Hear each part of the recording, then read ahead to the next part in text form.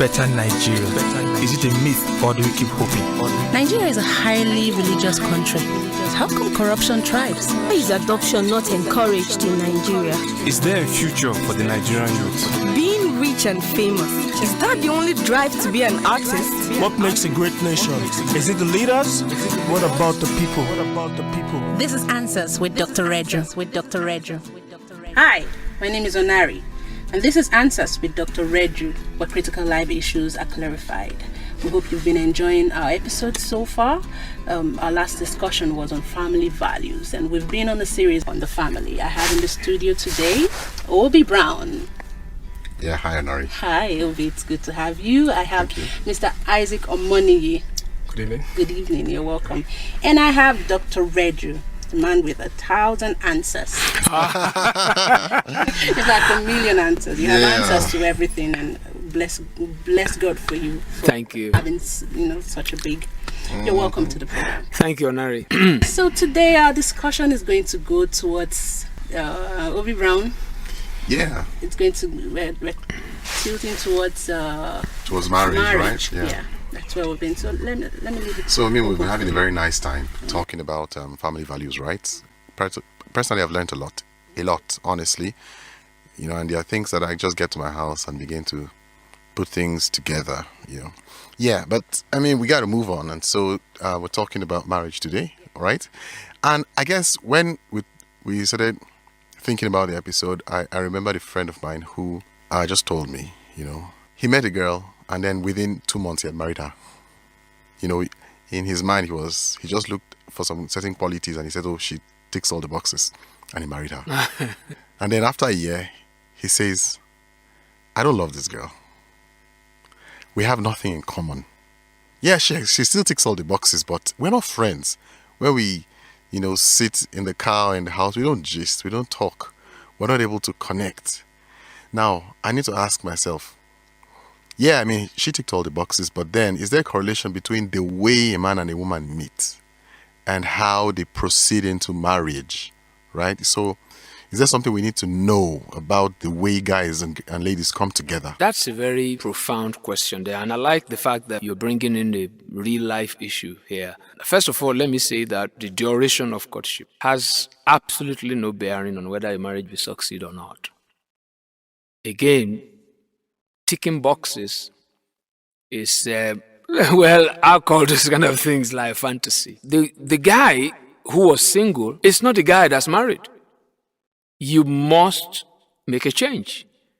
And then, most of the time, we have a totally different idea about what marriage is all about.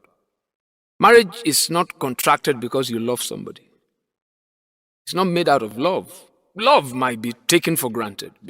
You're supposed to love everybody. But marriage is much more than that. Marriage is choice. You choose to marry somebody. That's why, for instance, if you go to a church and you look at the marriage vow, it says that forsaking all others, that's a choice. That I have feeling for somebody. That's okay. The way you young ones say it, you have a crush on somebody. There's no doubt. You can. But you see, let me try and bring people to reality. Because most times, the way we make those choices is not founded upon knowledge. Therefore, our expectations are unfounded. We are looking most of the time for what doesn't exist. We have an ideal husband, we have an ideal wife. And let me also say, before I really anchor this point somewhere, that there's too much of views about this marriage. So many seminars here, so many books here, and unfortunately, most of the books we read are from the West. And then we have some cultural challenges. But let me come back to my point that marriage is out of choice. I decide to marry this person. And you see, when you make a choice, what it also means is that you want to, because choices, decisions, they have consequences. Right? People change. That's the truth. So you marry somebody and then all of a sudden, you say you don't have feelings for that person again. Marriage is not about feelings. It's about choice. This is the person I have chosen now. And then after the choice, then love comes in. I elect to love this person.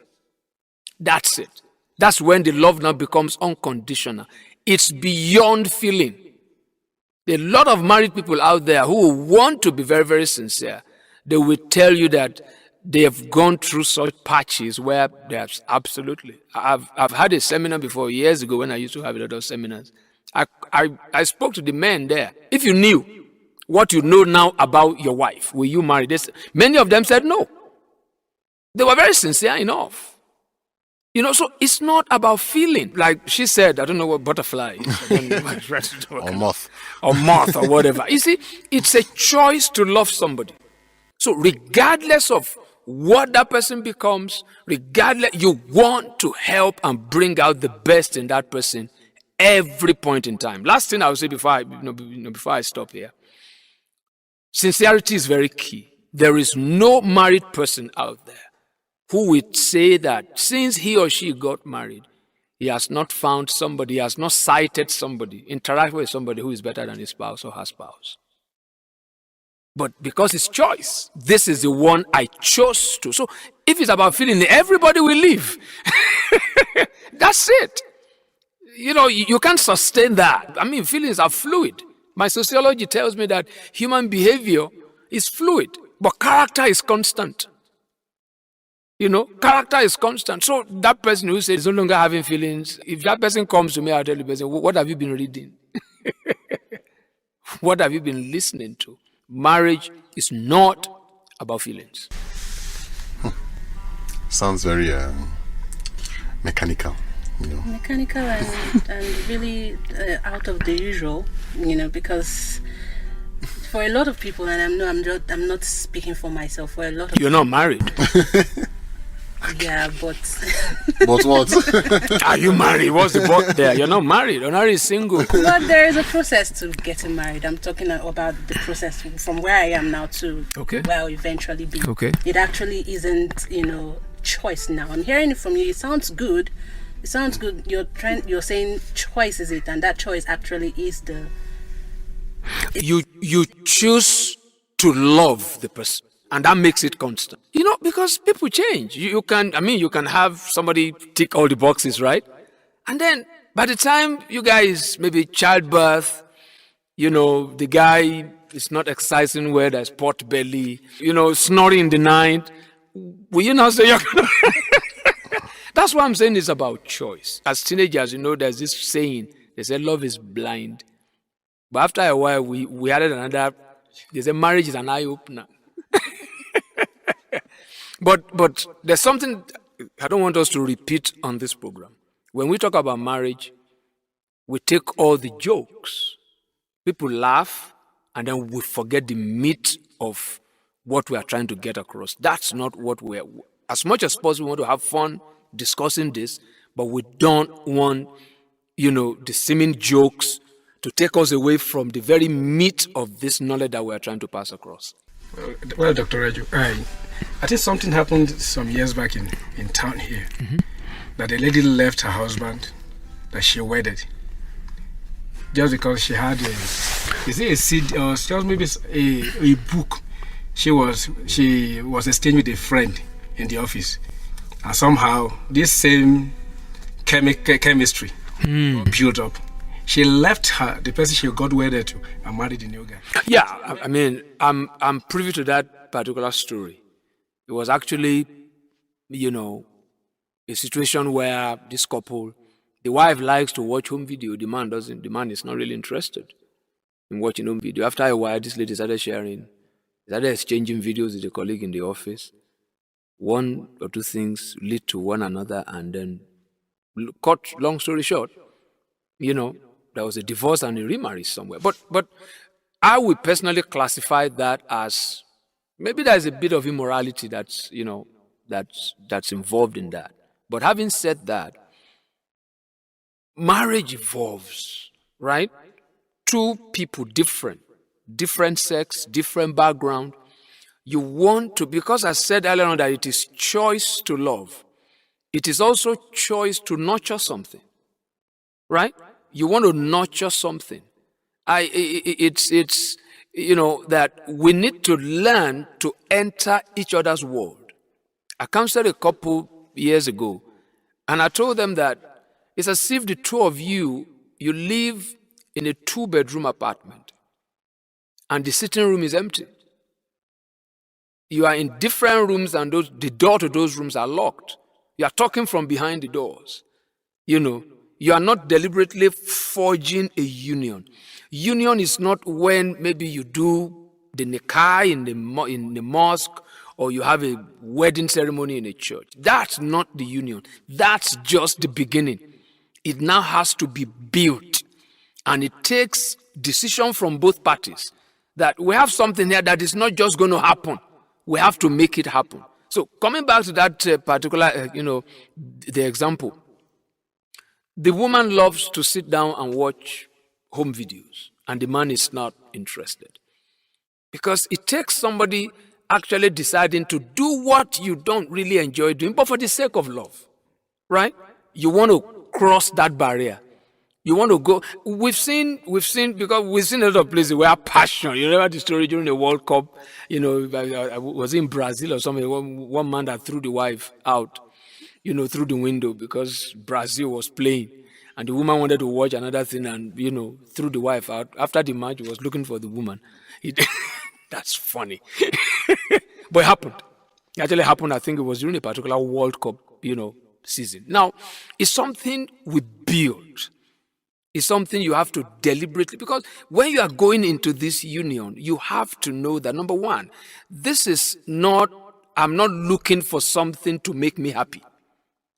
Can I say it here? Marriage does not make people happy. Marriage doesn't make you happy.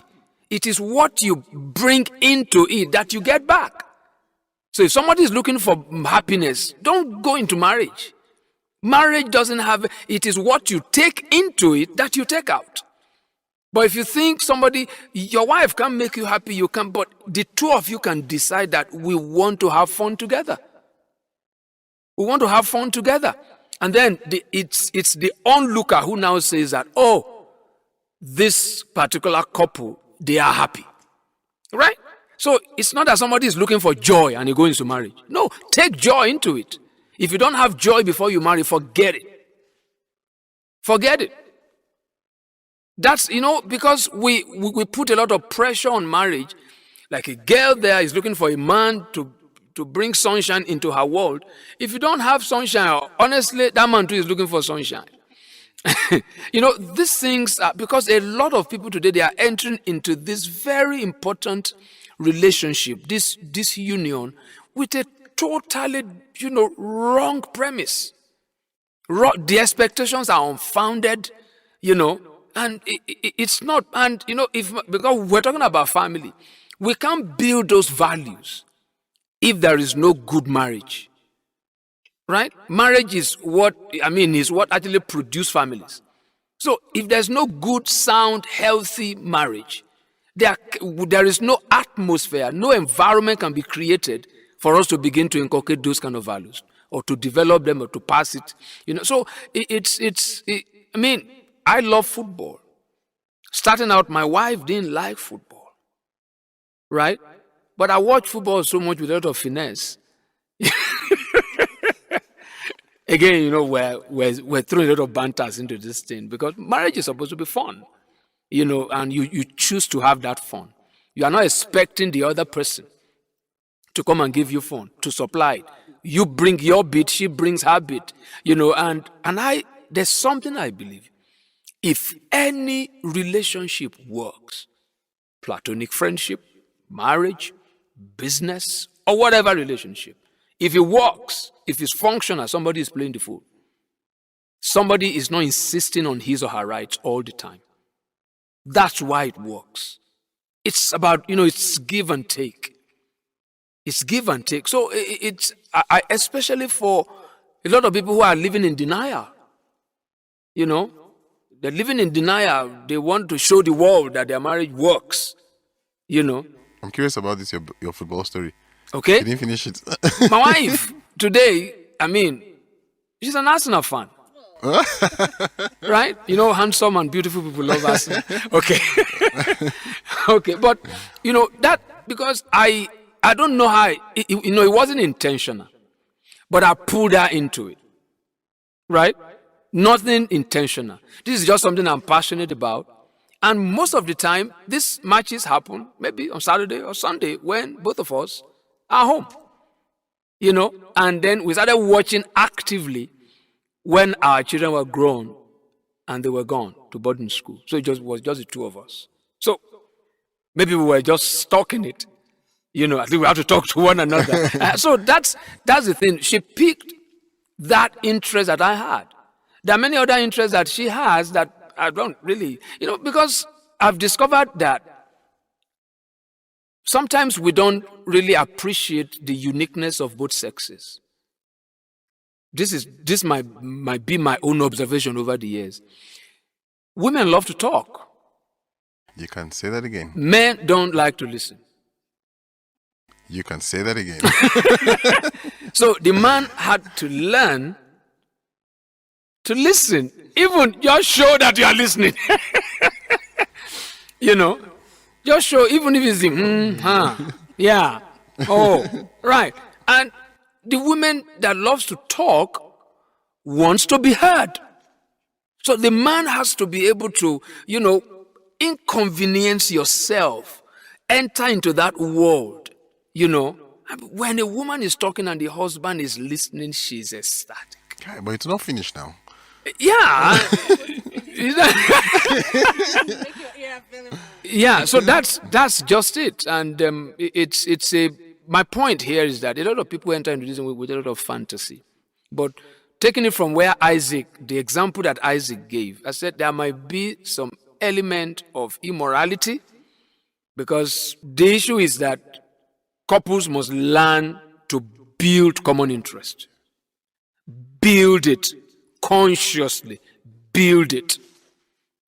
Yeah. But it will be, please continue. Yes, so you know, we're still talking about how the two parties come together, right? And you know, I think before I married, there was an explosion of literature on marriage.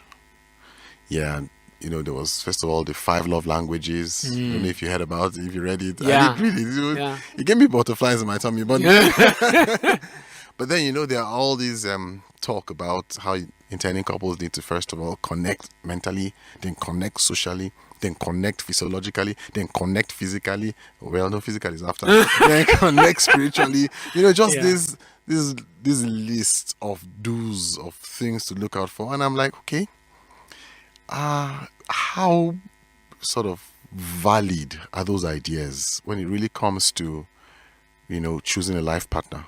Yeah, you know, a lot of people will write those kind of books based on their own unique experience. You know, and the tragedy of those things is that we take personal experiences and we put it into a wider application, which is not right. A lot of those books and materials, some of them are good, but I think for most part of it, there were a lot of things that were taken too far. It became so, it's like your friend who was checking boxes. We're talking about human beings here. Human beings are different. What works for you might not work for me.